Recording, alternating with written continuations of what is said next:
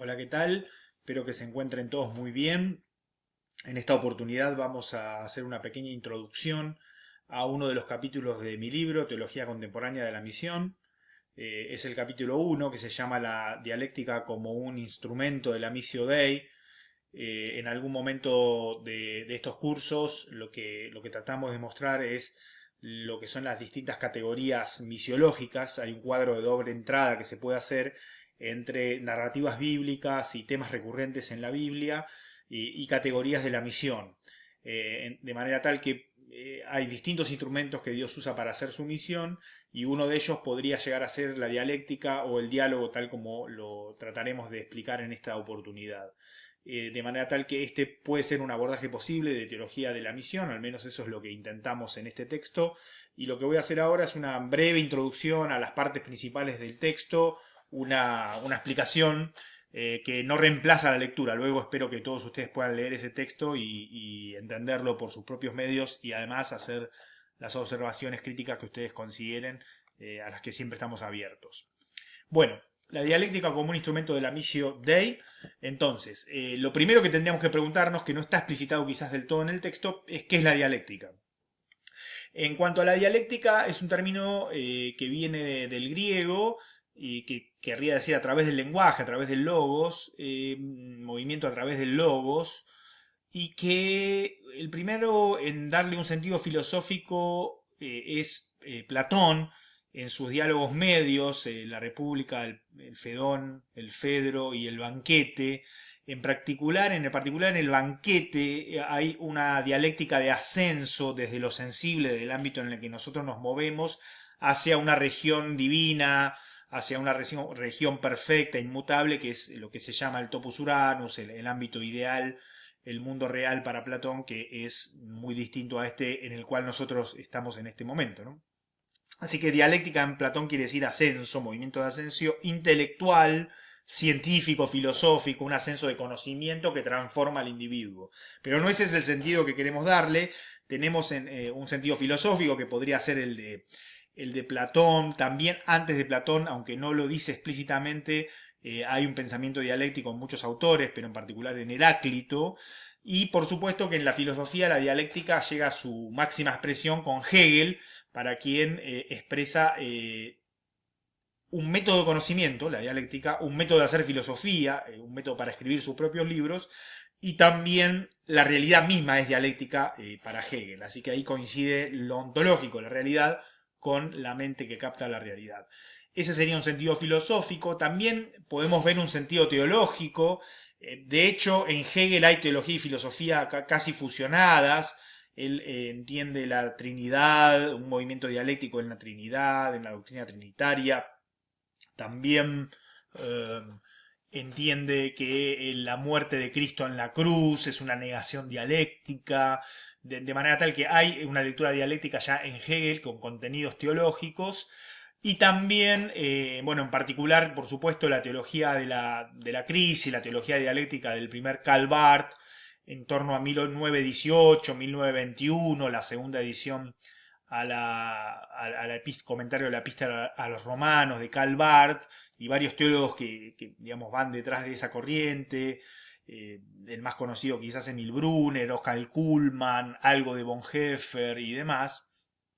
La teología dialéctica en ese caso implica una crisis y una negación de los valores humanistas de la cultura occidental europea, y una necesidad de hablar y de hacer teología pese a que el ser humano no está habilitado y capacitado para hacerla, vencer, digamos, de alguna manera esa restricción y vivir en esa tensión dialéctica entre la incapacidad del ser humano de llegar a Dios y ese intento constante de hacerlo y de rendirse a sus pies, a su revelación y demás, ¿no?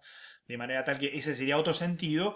Y después un sentido lingüístico, dialéctica muy llano, muy básico, que es el que nosotros vamos a intentar ver aquí, que es simplemente la dialéctica como diálogo, como el ejercicio lingüístico de preguntas y respuestas, de diálogo. Eso también puede ser entendido como una dialéctica.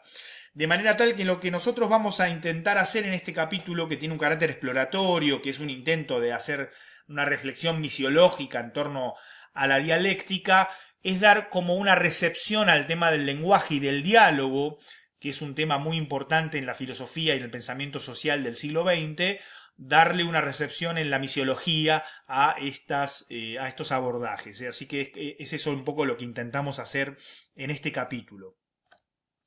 Bueno, el capítulo tiene una estructura muy básica, muy sencilla, que es el análisis de 4 narrativas bíblicas, no en un análisis exegético necesariamente, sino hermenéutico y misiológico, ¿verdad? La primera de las narrativas es la de Yahvé y Moisés. Nosotros escribimos el tetragrama ahí en el texto, pero bueno, Yahvé y Moisés, el nombre de Dios. Ese encuentro de la zarza ardiente, cuando Dios se revela a Moisés de una manera muy particular. Hay unas características muy particulares de cómo se da ese diálogo, en qué ámbito sagrado se da, el tema del fuego, el tema del descalzarse, en fin, hay elementos que la fenomenología de la religión va a describir muy bien en general, de lo que tiene que ver con la experiencia y la relación con lo sagrado, ¿no? Hay un impacto de ese diálogo originario que instaura a un Dios hablante, un Dios que bendice, y a un Moisés que recibe este encargo de ir a liberar al pueblo y que sale él transformado, transfigurado, sale como otra persona como resultado de ese diálogo, pero que a la vez, bueno, igual tiene problemas él dice, para expresarse, ¿no? Para hablar, y bueno, la figura de Aarón que viene a suplir esa falencia de Moisés, ¿verdad?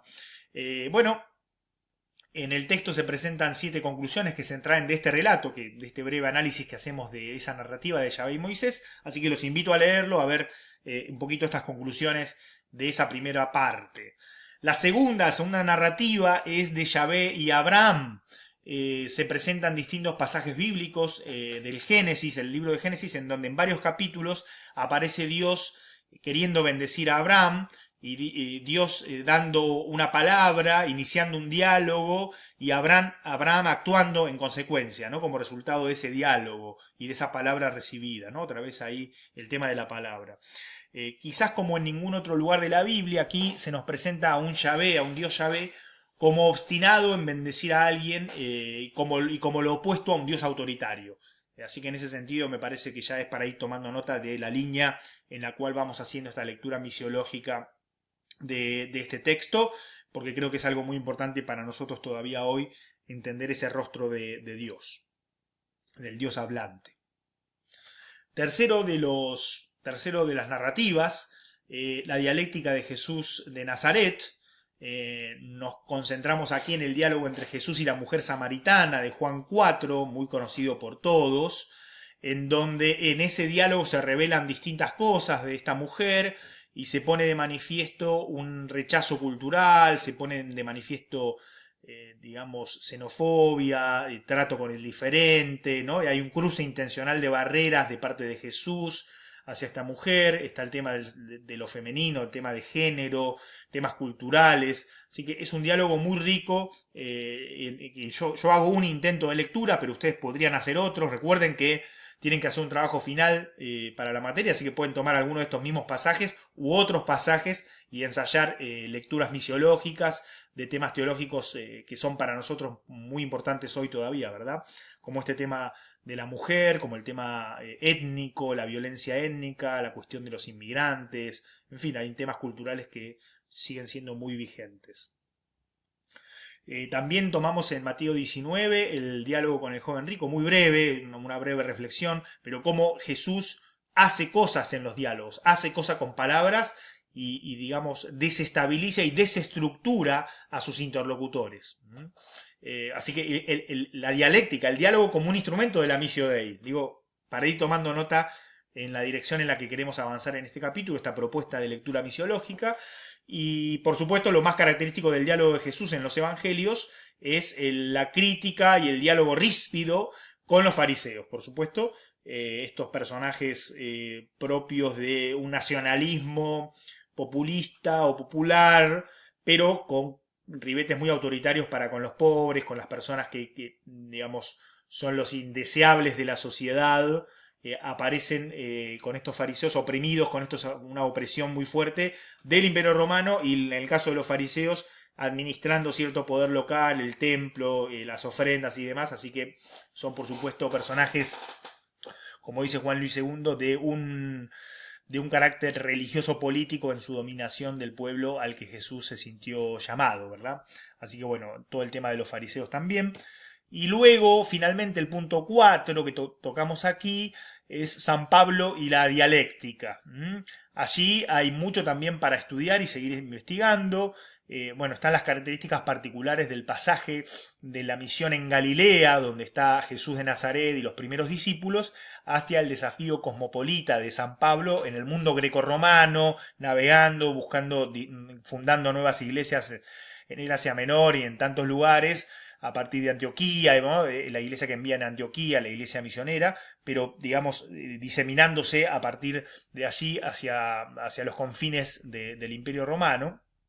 Bueno, otra vez la dialéctica como instrumento de la missio Dei. ¿Por qué? Bueno, porque aparece este término, dialegomai, varias veces en el texto del libro de los Hechos, y da cuenta de cada vez que llegaba el día sábado, Pablo entraba a la sinagoga y discutía, argumentaba, dialegomai, una y otra vez con los judíos en la sinagoga, ¿no? Entonces, el diálogo, la argumentación, el intercambio de opiniones y la polémica es un instrumento de la missio Dei. Por lo menos así yo lo veo en estos pasajes, ¿verdad? Así que para seguir atendiendo a estas cuestiones. Trabajamos también un poco con el impacto de la dialéctica en la obra misionera de Pablo, que es muy profundo. Vean ustedes que hay comunidades que son consideradas más piadosas que otras, según el libro de los Hechos, por recibir críticamente la dialéctica de Pablo y confrontarla con las escrituras, ¿no? Los cristianos de Berea, por ejemplo.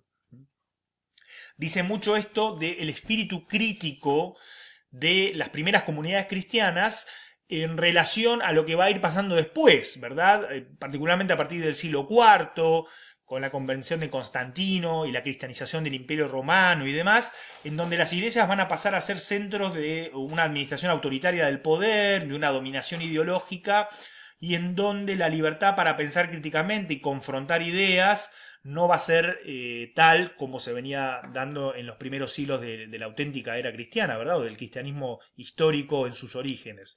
De manera tal que me parece importante reflexionar sobre el hecho de que las comunidades cristianas tenían un alto nivel de crítica y autocrítica, y en donde la palabra estaba abierta para la confrontación. Y eso es bienvenido por el texto bíblico, ¿verdad?